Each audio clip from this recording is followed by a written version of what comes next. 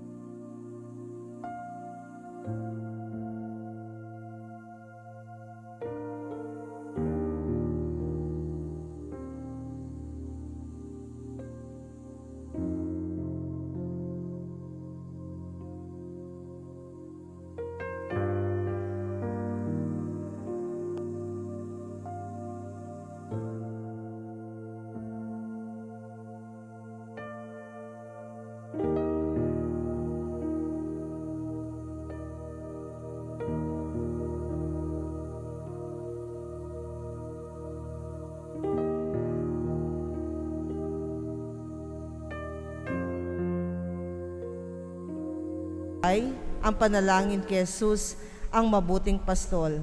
Sa ngalan ng Ama, Anak, Espiritu Santo. Amen. O Jesus, mabuting pastol, masdan mo kaming nagtitipon at nagbubuni. Ikaw ang aming Panginoon, ang aming pastol.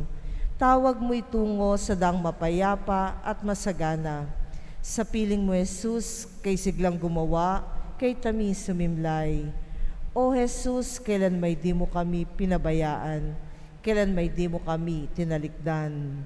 Sa paglapit mo, takot ay napaparam. Ikaw ang daan, buhay at katotohanan. Kung wala ka, sino ang tatagal? Buting Diyos anak, kahabagan mo kaming naliligaw ng landas. Isugo mong banal na Espiritu upang kami maging maamo at masunurin at naikasamdinggin ang kahilingang ito.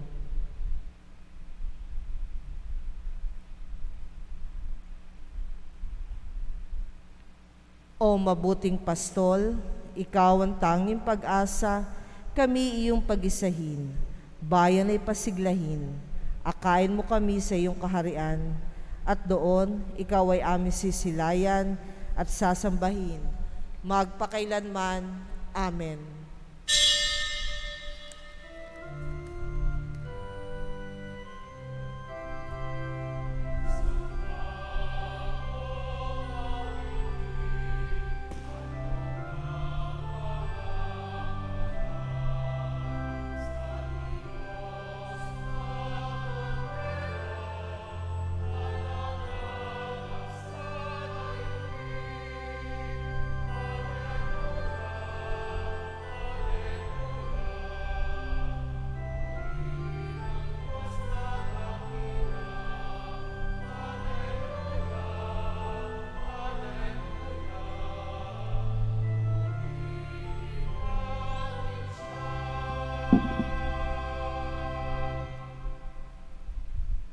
Sa ngalan ng Ama at ng Anak at ng Espiritu Santo, Amen.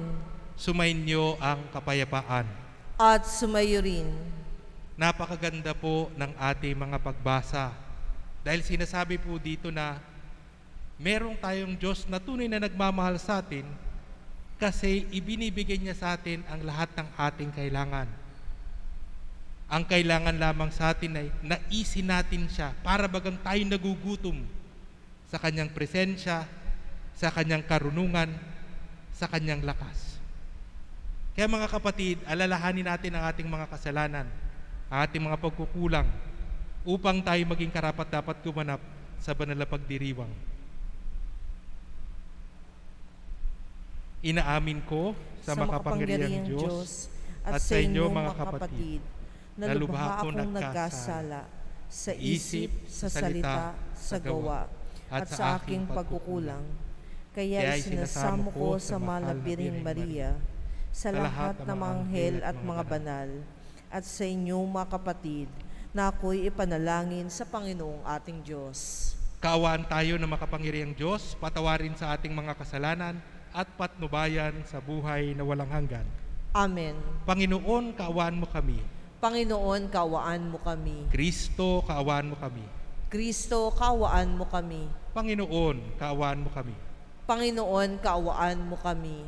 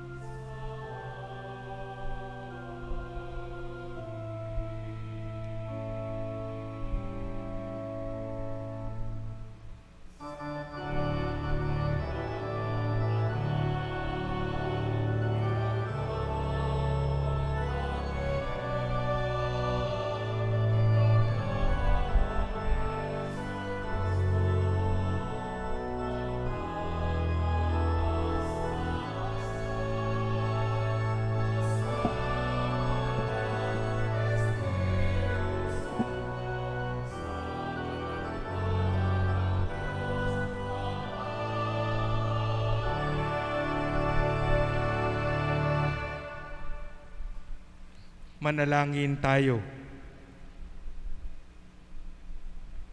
Ama naming makapangyarihan, para mo ng awang ilayo sa amin araw-araw ang lahat ng mga sumasalungat sa amin at humahadlang upang ang aming buong katauhan ay magkaroon ng kalayaan para kusang sundin ang iyong kalooban.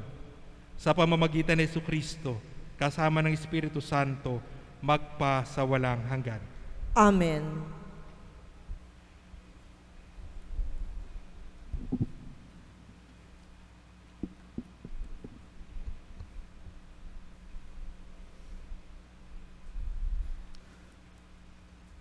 Pagbasa mula sa aklat ng karunungan.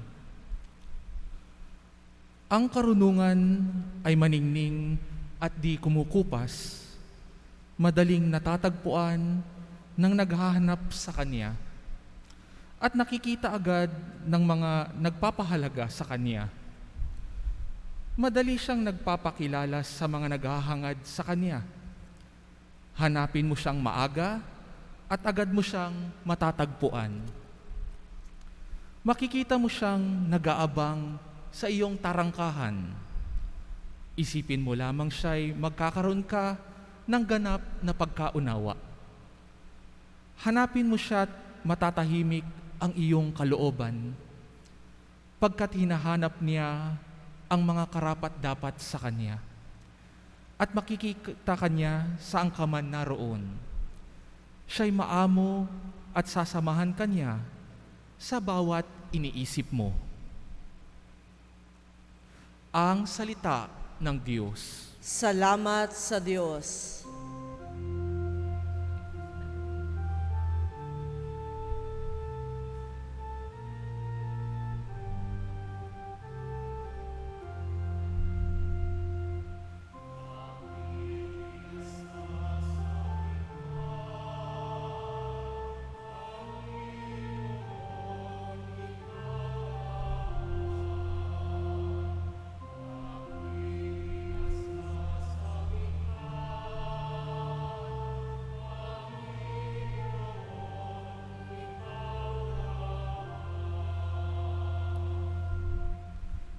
O Diyos, Ikaw ang aking Diyos na lagi kong hinahanap. Ang uhaw kong kaluluwa'y tanging Ikaw yaong hangad. Para akong tuyong lupa na tubig ang siyang lunas.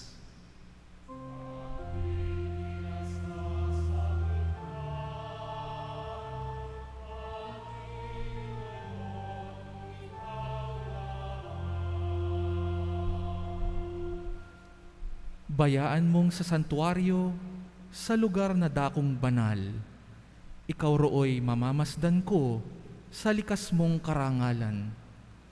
Ang wagas na pag-ibig mo'y mahigit pa kaysa buhay, kaya ako'y magpupurit, ikaw ang pag-uukulan.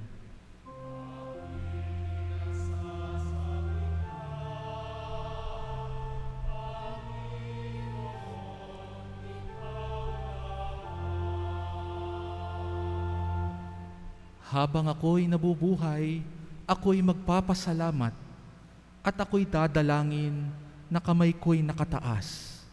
Itong aking kaluluwa'y kakaing may kasiyahan, magagalak na umawit ng papuring iaalay.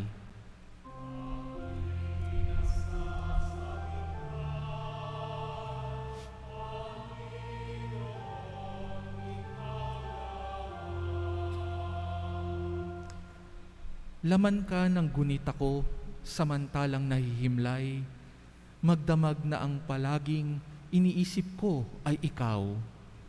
Pagkat ikaw sa tuwina, ang katulong na malapit, sa lilim ng iyong pakpak, galak akong umaawit.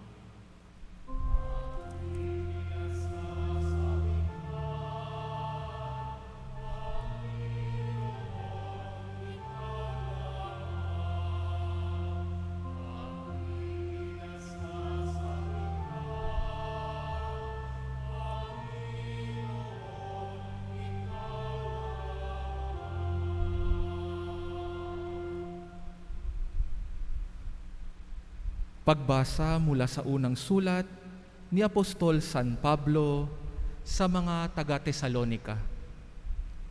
Mga kapatid, ibig naming malaman ninyo ang katotohanan tungkol sa mga namatay na, nang hindi kayo magdalamhati tulad ng mga taong walang pag-asa. Naniniwala tayong si Jesus ay namatay at muling nabuhay. Kaya naman naniniwala tayong bubuhayin din ng Diyos ang lahat ng namatay na nananalig kay Jesus upang isama sa Kanya. Ito ang aral ng Panginoon na sinasabi namin sa inyo. Pagparito ng Panginoon, tayong mga buhay ay hindi mauuna sa mga namatay na. Sa araw na iyon, kasabay ng malakas na utos, ng tinig ng arkanghel, at ng tunog ng trumpetang Diyos, bababa ang Panginoon mula sa langit. Bubuhayin muna ang mga namatay na nananalig kay Kristo. Pagkatapos, tayong mga buhay pa ay titipunin niya sa ulap at isasama sa mga binuhay upang salubungin sa papawirin ang Panginoon. Sa gayoy makakapiling niya tayo magpakailanman. Kaya nga, mag-aliwan kayo sa pamamagitan ng mga aral na ito. Ang salita ng Diyos. Salamat sa Diyos.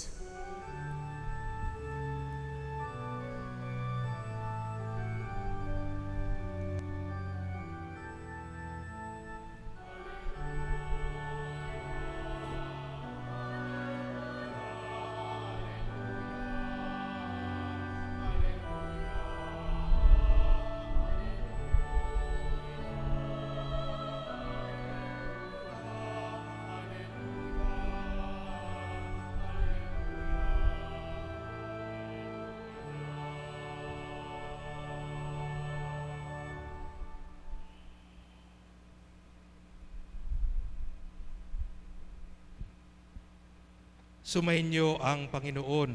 At sumayo rin. Ang mabuting balita ng Panginoon ayon kay San Mateo. Papuri sa iyo, Panginoon. Noong panahong iyon, sinabi ni Jesus sa kanyang mga alagad ang talinhagang ito. Dito maitutulad ang pagpasok sa kaharian ng Diyos. May 10 dalagang lumabas upang sumalubong sa lalaking ikakasal. Bawat isa ay may dalang ilawan. Ang 5 sa kanila'y hangal at ang 5'ay matatalino. Ang mga hangal ay may dala ng kanilang mga ilawan, ngunit hindi nagbaon ng langis. Subalit ang matatalino ay nagdala ng langis bukod pa sa kanilang ilawan. Nabalam ang dating ng lalaking ikakasal, kaya't inantok silang lahat at nakatulog. Ngunit nung hating gabi na, ay may sumigaw, narito na ang lalaking ikakasal, salubungin ninyo. Agad nagbangon ang 10 dalaga at inayos ang kanilang ilawan. Sinabi ng mga hangal sa matatalino, bigyan naman ninyo kami ng kaunting langis. Aandap-andap na ang aming mga ilawan eh. Baka hindi magkasya ito sa ating lahat, tugon ng matatalino. Mabuti pa'y pumunta kayo sa nagtitinda at bumili kayo ng inyo. Kaya't lubakad ang 5 hangal na dalaga. Samantalang bumibili sila, dumating ang lalaking ikakasal. Ang 5 nakahanda ay kasama niyang pumasok sa kasalan at ipininit ang pinto. Pagkatapos dumating naman ang 5 hangal na dalaga. Panginoon, papasukin po ninyo kami, sigaw nila. Ngunit tumugon siya, sinasabi ko sa inyo, hindi ko kayo nakikilala. Kaya't magbantay kayo, sapagkat hindi ninyo alam ang araw ni ang oras. Mga kapatid, ang mabuting balita ng Panginoon. Pinupuri ka namin, Panginoong Hesukristo. Magandang tanghali po sa inyong lahat. Kamusta po kayo? Tayo po ay nilampasan ng bagyong Rolly. Kaya isa pong dahilan yon para sa atin, para tayo magdiwang at magpasalamat sa Diyos. Isipin nyo tayo, we have been spared by God. Ang ano doon, ang prediction po doon, ang forecast po doon ay dadaan talaga ng Metro Manila. Pero talagang siguro ang lakas po ng dasal ninyo. Baka pwede nyo rin pong idasal na tumigil na itong COVID. Pero ang sa akin po sinasabi ko nga po doon na oo, totoo. Pwede tayo magdiwang kasi hindi tayo tinamaan ng bagyo. Pero baka may dahilan kung bakit tayo hindi tinamaan ng bagyo. Para pwede tayong tumulong sa mga nasalanta ng bagyo. We have been spared so that we have the capacity to help those who have not been spared. Kaya nga ba sa atin, ang ano naman dun ay tulad ng dating gawi. Hindi naman kailangan ibigay yung buong bahay para tumulong. Pero yung kung ano yung makakayanan natin, bahagi ng ating pakikisa sa kapwa natin Pilipino na nasalanta ng bagyo. Napakaganda po ng ating pagbasa. Kasi po, parang sinasabi ng Diyos, nandyan lang siya. God is there all this while. Kaso nga lang, ang nangunguna, minsan yung galing natin o yung yabang natin. Sa yabang natin, ay kaya ko yan, ay alam ko na yan. Nakakalimutan natin na ang totoong karunungan, ang totoong kaalaman, ang kabuuan ng kaalaman ay wala sa atin. Nasa sa Diyos. Kaya nga ba maganda makita natin, saan tayo magtitiwala? Sa sarili ba nating talino? Sa sarili nating galing? O magtitiwala tayo sa talino at galing ng Diyos? At yun yung sinasabi sa ating unang pagbasa. Umangkla tayo sa Diyos, ang bukal ng tunay na karunungan. Pwedeng marami tayong alam, pero higit na mas maraming alam ang Diyos. At sana'y patuloy tayong natututo sa Kanya. Lalo na, parang sa harap ng Diyos, tayo ay laging estudyante. Hindi tayo pwedeng magmalaki sa Diyos na ako'y teacher na. Lagi tayong estudyante sa harap ng Diyos. Lagi tayong may natututunan sa harap ng Diyos. Kung napansin niyo po, nung umpisa po ng pagbasa, pinatay ko po yung ilaw. Kasi may nagsabi po sa akin, Bishop, pag nakabukas po yung ilaw doon sa harap nyo, para kayong multo. Kasi nando sa ilalim yung ilaw. So sabi ko, nanunood itong taong ito. At kahit sa kanya, meron akong natutunan. Kahit ilaw lang yan, para hindi ako magmukhang multo sa inyo o mukhang multo dito sa video. Pero yun nga lagi tayong may natututunan. At minsan ginagamit tayong instrumento ng Diyos para magturo. Minsan naman o madalas, ang nangyari, maging bukas sana ang ating tenga at ang ating mata para may matutunan sa ating kapwa. Kaya nga ba sinasabi natin, kung tayo lang ay aangkla sa Diyos, lagi tayong may matututunan. Wala dapat tayong katakutan kasi ang Diyos, ang tunay na may alam. Kaya nga ba dyan, kung titingnan natin yung ating ikalawang pagbasa, ang sulat ni San Pablo sa mga taga-Tesalonica, kawawa naman yung mga taong pumanaw na walang pag-asa. Sino yung mga taong walang pag-asa? Yung mga taong hindi nakakapit sa Diyos. Sinasabi ng Diyos, ang Diyos sa pamamagitan ni Kristo ay nagwagi na. Sinakop na niya ang kamatayan at sinakop na rin niya ang kasalanan. Kaya nga ba, kung titingnan natin, itong pinagdadaanan natin mga hamon, maliliit na lang to kumpara sa kamatayan at kasalanan. Kasi sinakop na ni Kristo ang lahat ng ito. Kaya sinasabi dito sa atin, meron tayong maasahan sa Diyos. At hindi tayo dapat mawala ng pag-asa.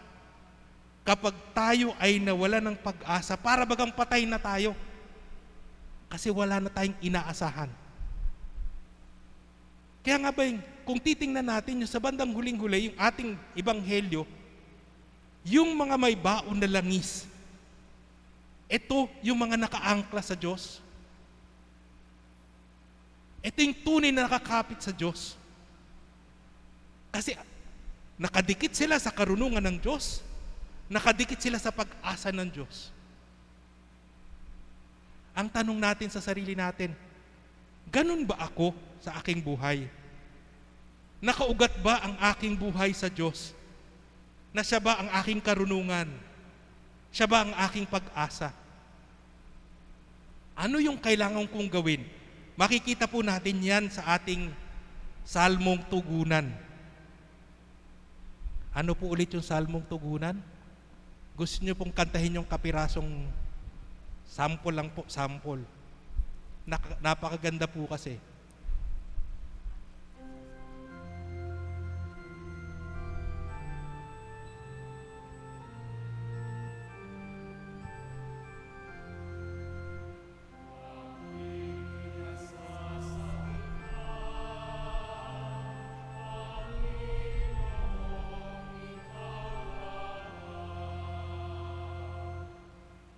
Napakaganda po.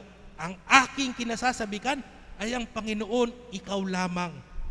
Parang sinasabi doon, sa English po iba din eh. My soul is thirsting for you, O Lord my God. Kaya napakaganda, parang paano tayong magiging nakaangkla sa Diyos, sa Kanyang karunungan, sa Kanyang pag-asa, kung tayo ay nananabik sa Kanya. Kung tayo ay nauuhaw sa Kanya. Kung tayo ay nagugutom sa Kanya. Kaya nga parang, it sounds so simple, but it is so basic that we need to do it every day. And we need to believe it. Naniniwala tayo ay nagugutom para sa Diyos. Hindi lang tayo natatakam. God becomes our daily bread. Kaya nga ba sa atin, parang kung ang Diyos ang ating kakainin araw-araw, kung ang Diyos ang papatid ng ating uhaw, nandyan ang pag-asa ng Diyos, nandyan ang karunungan ng Diyos. Kasing ating uhaw, ang ating gutom, ay pinupunan lagi. At ang Diyos lamang ang makakapuno ng mga iyon. Magtiwala tayo sa Diyos. Pagkauhawan natin ang Diyos. At sigurado ko, hindi tayo mawawala ng pag-asa. At lagi tayong gagabayan ng Kanyang karunungan.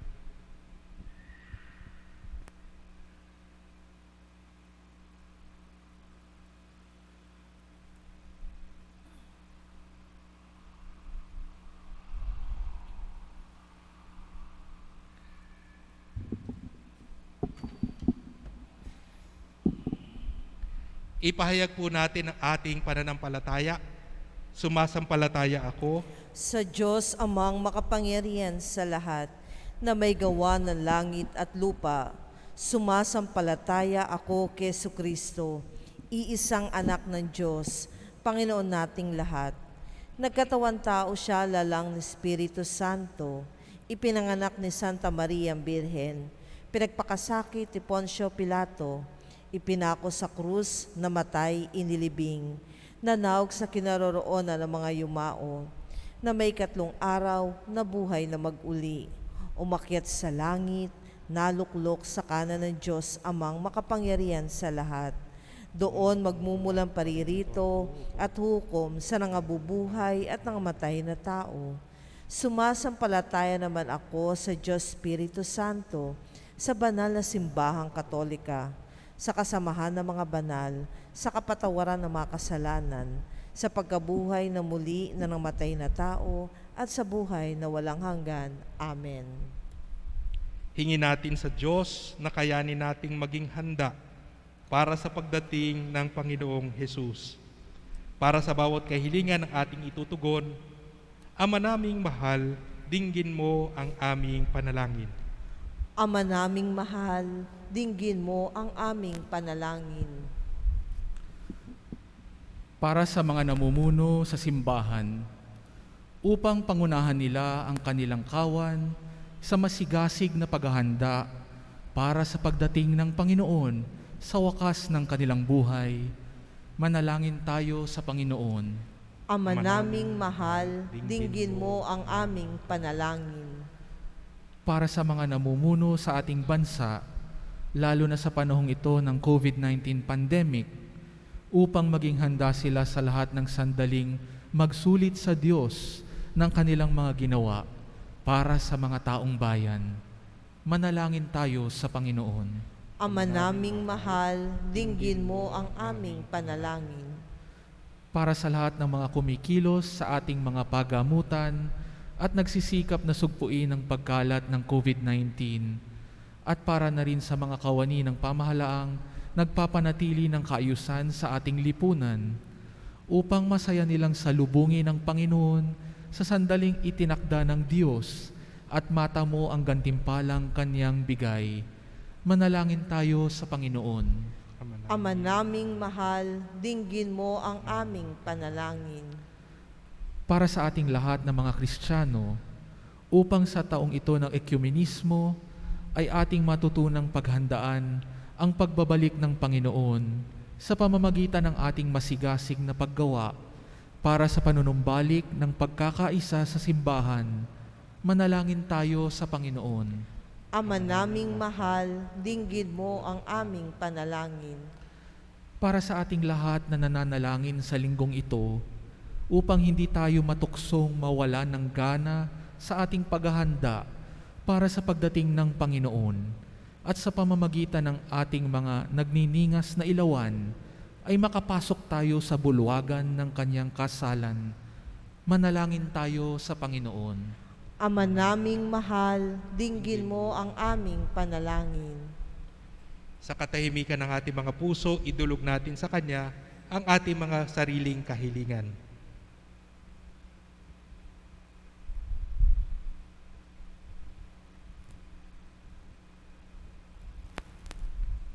Ama naming mahal, isugo mo sa amin ang iyong Espiritong Banal upang pukawin ang aming mga puso at nang sa pamamagitan ng aming mabubuting gawa at marubdob na pagmamahal ay masigasig namin mapaghandaan ang pagdating ng iyong anak na si Jesucristong aming Panginoon. Amen.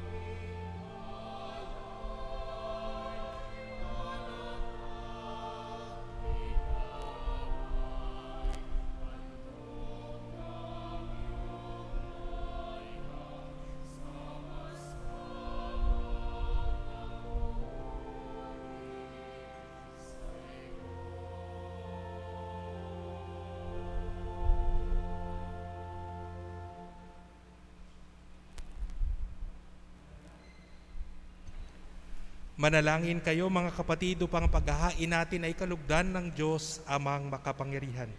Tanggapin nawa ng Panginoon itong paghahain sa iyong mga kamay, sa kapurihan niya at karangalan, sa ating kapakinabangan at sa buong sambayanan niyang banal.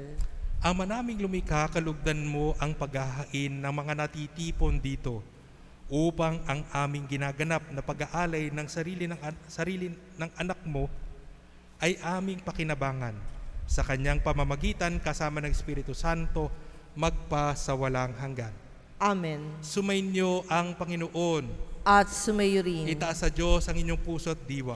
Itinasa namin sa Panginoon. Pasalamatan natin ang Panginoong ating Diyos. Marapat na siya ay pasalamatan. Ama naming makapangyarihan, tunay ngang marapat ikaw ay aming pasalamatan. Sa iyong kagandang loob, kami ay iyong ibinukod upang iyong maitampok sa kadakilaan mong lubos. Kahit na ikaw ay aming tinalikdan, dahil sa aming pagkasalawahan, gumawa ka pa rin ng magandang paraang may manguna sa amin para ikaw ay balikan. Kaya't ang iyong minamahal na anak ay naging isa sa mga taong hamak upang may kapwa kaming makapagligtas sa aming pagkapahamak at pagkaligaw ng landas. Kaya kaisan mga anghel na nagsisiawit ng papuri sa iyo, nang walang humpay sa kalangitan, kami nagbubunyi sa iyong kadakilaan.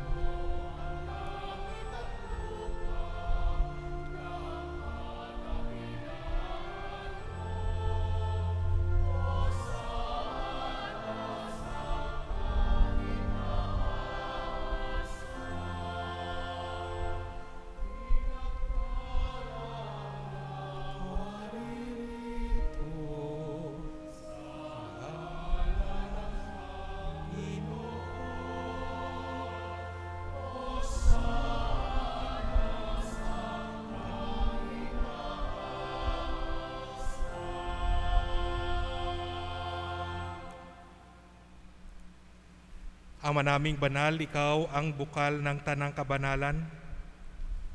Kaya't sa pamamagitan ng iyong Espiritu, gawin mong banal ang mga kaloob na ito upang para sa amin ay maging katawan at dugo ng aming Panginoong Hesukristo.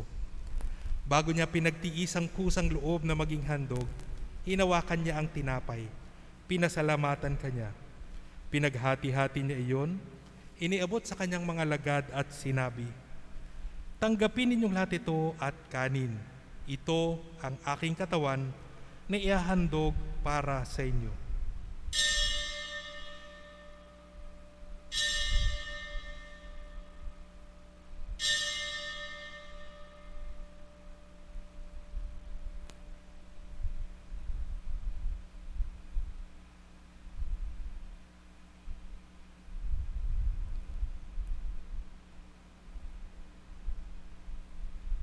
Gayon din naman nung matapos ang hapunan, hinawakan niya ang kalis.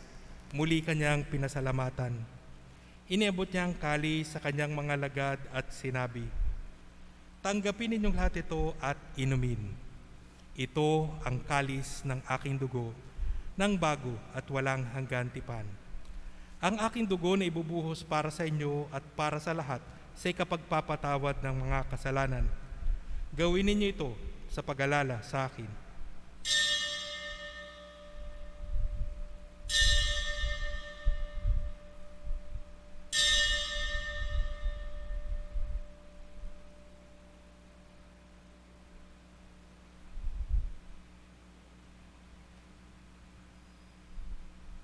Ipagbunyi natin ang misteryo ng pananampalataya.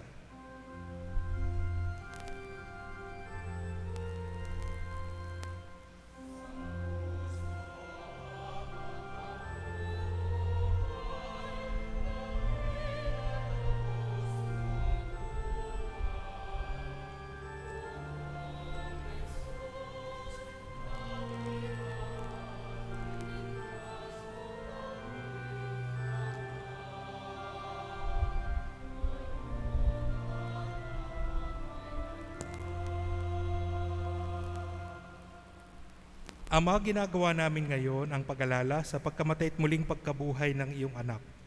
Kaya tinalay namin sa iyo ang tinapay na nagbibigay buhay at ang kalis na nagkakaloob ng kaligtasan.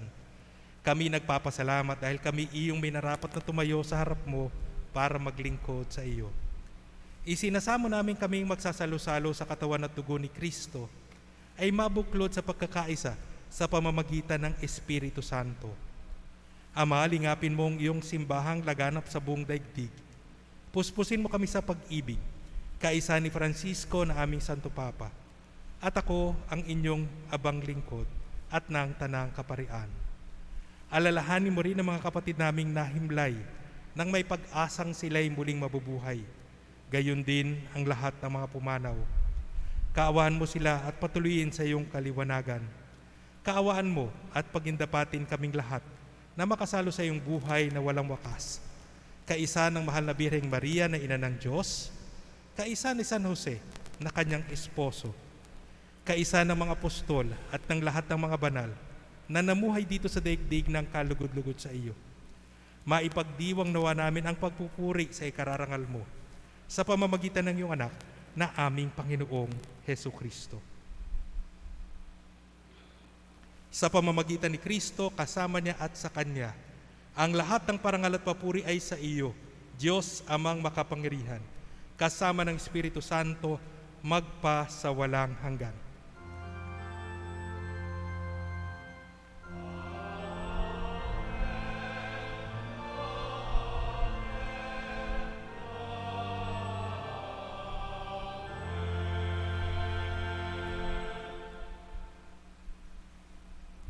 Sa tagubili ng mga nakakagaling na utos sa turo ni Jesus na Panginoon natin at Diyos, ipahayag natin ng lakas loob.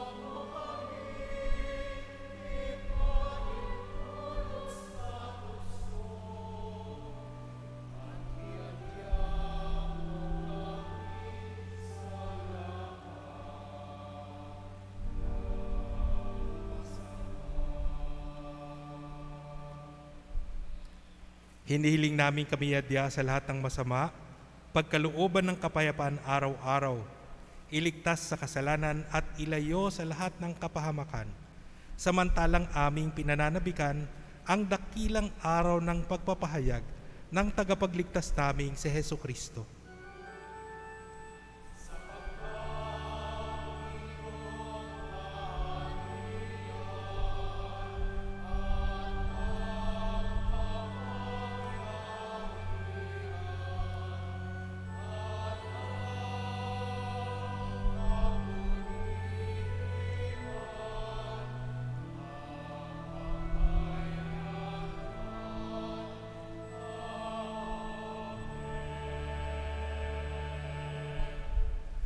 Panginoong Hesukristo, sinabi mo sa iyong mga apostol, kapayapaan ang iniiwan ko sa inyo, ang aking kapayapaan ang ibinibigay ko sa inyo.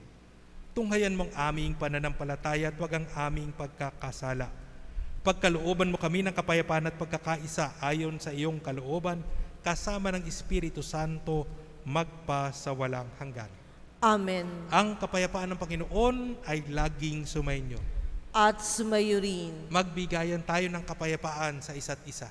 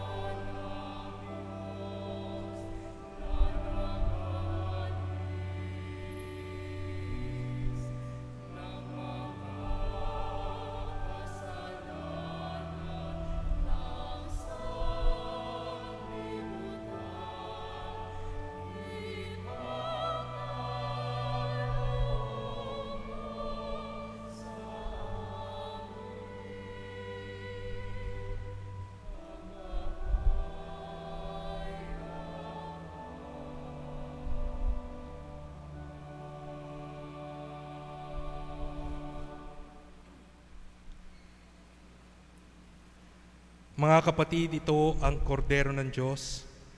Ito si Jesus na nag-aalis ng mga kasalanan ng sanlibutan. Mapalad tayong inaanyayahan sa kanyang piging. Panginoon, hindi ako karapat-dapat na magpatuloy sa iyo, ngunit sa isang salita mo lamang ay gagaling na ako.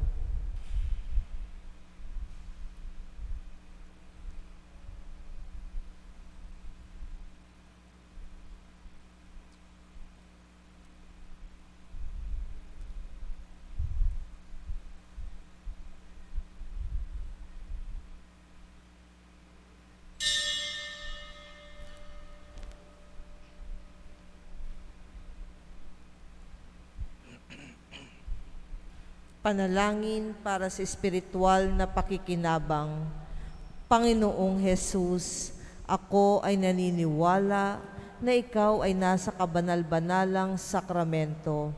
Iniibig kita ng higit sa lahat at ninanasa kong tanggapin ka sa aking kaluluwa, sapagkat sa mga sandaling ito, hindi kita matatanggap sa sakramento. Tumuli ka sa espiritu ng aking puso. Niyayakap kita na para bagang naririto ka na at inaalay ko ng buong buo ang aking sarili sa iyo. Huwag mong hayaang mawalay ako sa iyo. Amen.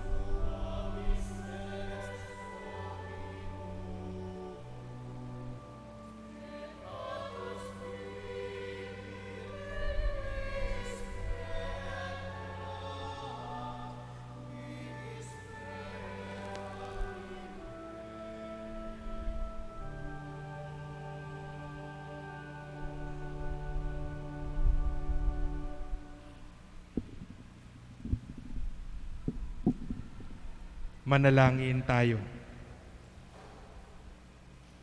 Ama naming mapagmahal, tinatanaw naming utang na loob ang banal na pakikinabang at iniluluhog naming ang Espiritu Santo ay mag-umapaw sa kalooban naming kanyang tinitigib ng iyong kadakilaan upang ang iyong kagandang loob ay manatili sa aming palagian.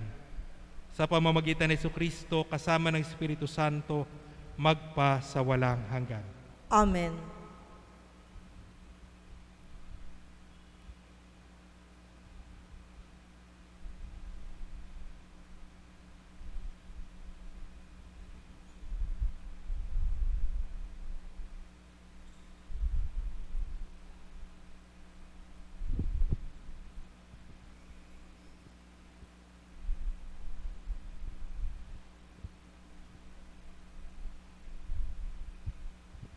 Manalangin tayo.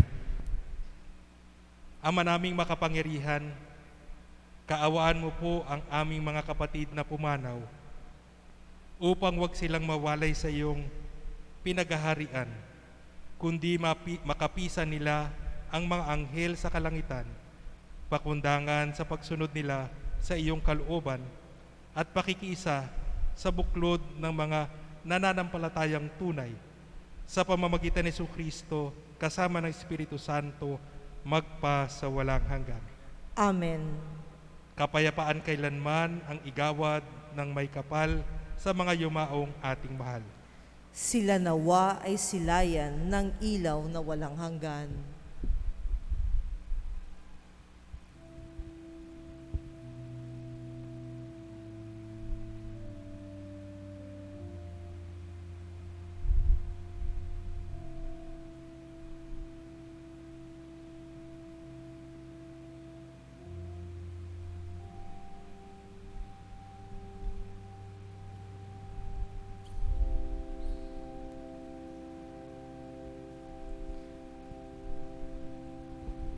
Magsilhod po tayo para sa Orasyo Imperata. Makapangyarihan at mapagmahal na Ama, nagsusumamo kami sa iyo upang hilingin ang iyong patnubay laban sa COVID-19 na nagpapahirap sa marami at kumikitil na ng mga buhay. Gabayan mo ang mga dalubhasang na atasan na tumuklas na mga lunas at paraan upang ihinto ang paglaganap nito. Patnubayan mo ang mga lumilingap sa may sakit upang ang kanilang pagkalinga ay malaki pa ng husay at malasakit. Itinataas namin ang mga nagdurusa, makamtanawa nila ang mabuting kalusugan. Lingapin mo rin ang mga kumakalinga sa kanila. Pagkamtin mo ng kapayapaang walang hanggan ang mga pumanaw na. Pagkalooban mo kami ng biyaya na magtutulong-tulong tungo sa ikabubuti ng lahat. Pukawin mo sa amin ang pagmamalasakit sa mga nangangailangan. Hinihiling namin ito sa pamamagitan ni Jesucristo na nabubuhay at naghaharing kasama mo at ng Espiritu Santo, iisang Diyos, magpasawalang hanggan. Amen. Dumudulog kami sa iyong patnubay, mahal na Ina ng Diyos. Pakinggan mo ang aming mga kahilingan sa aming pangangailangan at ipag-adya mo kami sa lahat ng kasamaan. Maluwalhati at pinagpalang Birhen. Amen. Mahal na Birhen, mapagpagaling sa may sakit. Ipanalangin mo kami. San Rafael Arcangel, Ipanalangin mo kami. San Roque, Ipanalangin mo kami. San Lorenzo Ruiz, Ipanalangin mo kami. San Pedro Calungsod. Ipanalangin mo kami. Magsitayo po tayo lahat. Konting announcement lang po. Nagpapasalamat po ang katedral sa mga nagbibigay po sa Balikhandog. Ang nalikom pong pondo ay 100,950 pesos. So ito po ay ginagamit po sa mga pastoral programs po, social action programs ng simbahan. Kaya habang patuloy po kayong tumutulong, marami din pong natutulungan ang simbahan. Kaya kung gusto niyo po pong magbigay, i-check nyo na lang po online o dito po sa office, i-check nyo na lang po. Ang mga All Souls envelope ay nandiyan po sa entrance. Isulat nyo po yung mga pangalan ng yung mga pumanaw nating mga minamahal at sila po ay pagdadasal nating buong buwan ng Nobyembre. Ang Shepherd's Garden of Resurrection, yung columbary po natin sa likod, yun po ay bukas from 7 a.m. until 7 p.m. Pero pinapatupad pa rin po yung alinsunod po ng IATF, yung social distance, face mask, face shield. Kaya po, nais po naming ingatan ang inyong kalusugan. Totoo, pwede po tayong dumalaw sa patay, pero sana po ipangalagaan pa rin natin ang ating sarili pangangatawan. Tapos yung mga nais po pong magbigay sa love offering at balighandog, makipag-coordinate na lang po sa office o i-check nyo na lang po yung website ng Katedral. Meron pong available na 552 crypts. Kung gusto nyo po magpareserba na o kung may paggagamitan na po kayo, available na po siya. Ang paanyaya po sa atin ng Diyos ay maging uhaw sa Kanya, maging gutom sa Kanya. Para tunay nating tayo mapunan, we are satisfied by His wisdom, satisfied by His hope. At kung yun lang ang makakasatisfy ng ating kabusugan o ng ating pagkagutom, kung patuloy tayo mauuhaw at magugutom sa Diyos, our whole being will be filled with the presence of God. At yan din po yung ibabahagi natin sa ating kapwa. Ang kapanatagan at pag-asa na nagmumula sa Diyos. Sumainyo ang Panginoon. At sumayo rin. Pagpalain kayo ng makapangyarihang Diyos, Ama, Anak, at ang Espiritu Santo. Amen. Humayo kayong taglayang pag-ibig at kapayapaan ni Kristo. Salamat sa Diyos.